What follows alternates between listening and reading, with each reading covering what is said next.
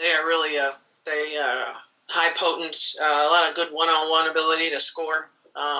Their guards, their guards are electric, and they're just going to take a real team effort to slow them down because they got some great three-point shooters and some really nice downhill guards, and then their size. They can put 6'5" and 6'6" on the court at the same time, and then have those dynamic guards. So it's going to be a good one. It's going to be really, really great basketball game. Next question from Cal Friedman. Go ahead, Cal. Thank you, Megan. Coach, 2 questions. Firstly, through your first 10 games of the season. Oh, can you hear me? Yeah, I can now, yeah. Okay. First 10 games of the season, what have you seen that has surprised you so far? What are some things you're looking to improve on? And then I also wanted to ask about Lachey Dwyer. You mentioned before the season she wanted to be like your secret weapon, and she's really started to play well this season. What has she done so well? So first 10 games, I think, as a coach, you go right to the losses, right? And instead of thinking about those 7 wins. But I think taking the team to Chicago was necessary. Playing DePaul that hadn't been playing well, and they came out and just had 2 incredible performances. So we got beat. We came back, got righted the ship. We score a lot. We're almost 20 points more a game than we were last year at this time. We're really scoring. So then it's like, okay, what's up with our defense? But, we're also generating, there's a high possession number. The way we're playing, the style that we're playing right now. Injuries have been rough a little bit. Tasha's knee is, that was a tough one for us, and we're trying to see when we can get Kyla Olaker back working in. But those have been significant blows for us, and so we stay healthy, and we got real competitive this last week. We've had just prep, like 10 games in like 27 days or something. It really was not a lot of time to look back and reflect and say, okay, what makes Miami great? We were always making adjustments for the other team, so it was nice to have this week to shore up that. And I think, we're talking about our competitive memory a lot. Like, what's in your brain? Like, where's your competitive memory? Where do you go in times of stress? Like, where do you go? Do you have great reps? You've earned a positive competitive memory, or have you earned a negative competitive memory? And that kind of has buoyed us a little bit, that we're putting our minds back. Okay, we'll earn it. Earn a great competitive memory. Like, you won't pout then. You'll be anticipating that confidence is knowing the next thing that happens is going to be positive. But, with accomplishment comes confidence. You got to do something first. And we made them do some stuff this week so that they could accomplish and then have confidence that that's where their mind will go. And Lachey has been just incredible. Incredible. And it's Herculean effort, her on-ball defense. And, it inspires the entire team. So we've been really thrilled with how well she's been playing. Next question from Michelle Kaufman. Go ahead, Michelle. Hey, Katie, I have two for you.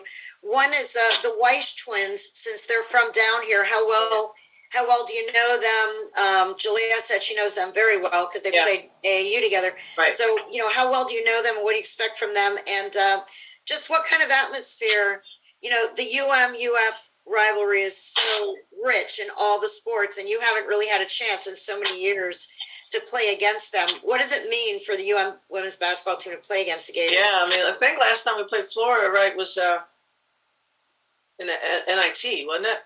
I'm not sure, but I know we scrimmaged them last year, Michelle. So that was great. We did an inter-squad scrimmage with Kelly, as she was the interim head coach at the time. But back then it was Amanda Butler, who was my old assistant. Now she's the coach at Clemson. So that was a high intense game with a lot of drama to it. The Weiss sisters are playing really well. They were early in the process. They were already off the board, so we didn't recruit them that hard. But they're athletic. They play hard.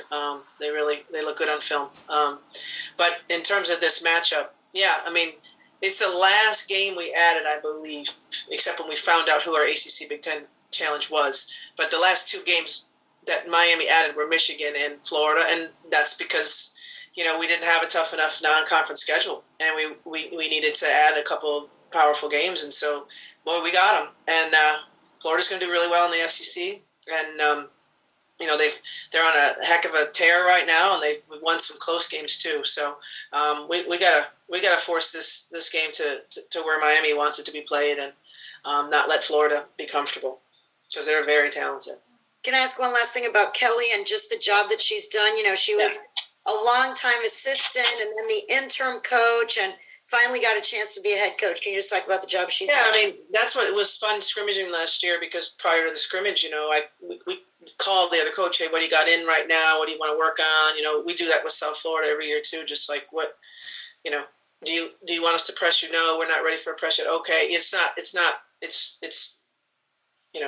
It's a friendly kind of situation in terms of making your teams better.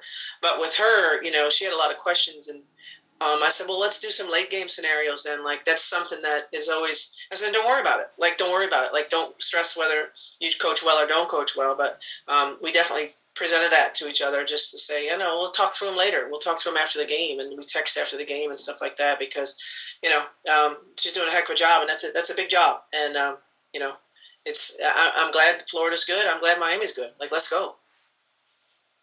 Next question from Azubi. Go ahead. Hey, Coach Katie. I know you mentioned scoring a little bit earlier. Just this year, 6 different players have led the team in scoring through 10 games. Just your thoughts about, the team's ability to score the ball, spread the ball throughout all the players, and what do you think has been behind that success?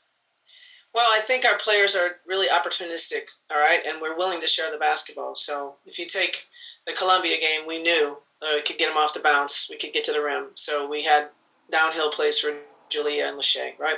And then Michigan saw that game and said, okay, we're not going to let that number 12 get to the rim.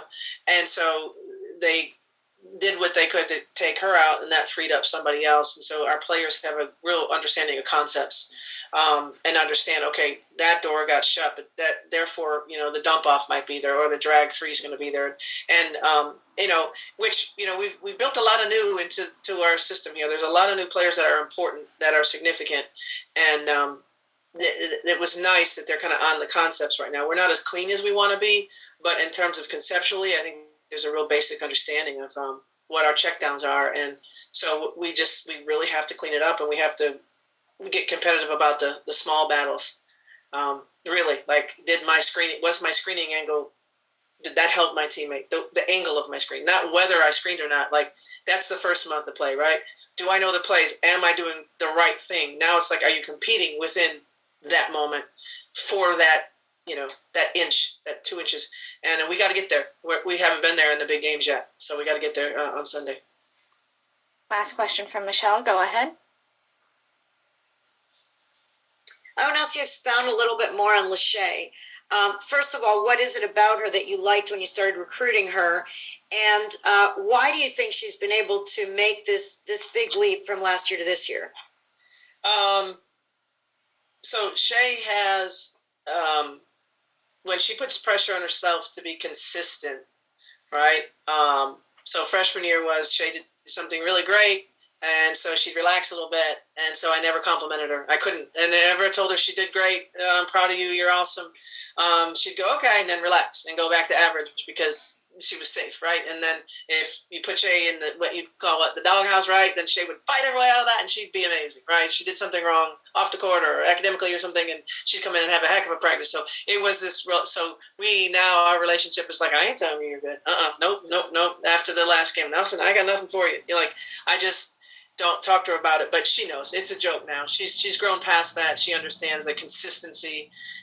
Nobody, you have a great game again once, and on Tuesday, and on Thursday you're bad. Like, you're not a big time player yet. So I think her consistent effort and her voice is being heard more in practice. You hear her. I used to beg her to talk, because when I would do one-on-one film with her, I knew she understood. I know her competitive nature. She is one of the most competitive people on the team, but you don't know it because she's not voicing it. And so she's really, I know Shay's playing well when I hear her, and I've heard her a lot lately. Mm-hmm. Thank you. But do not say she's good. We won't say anything, right? Okay. No. Awesome. Thank you very much, Coach. All right. Thank you, guys. Thanks for we need fans. We need a lot of attention. So please pump it up. Thanks.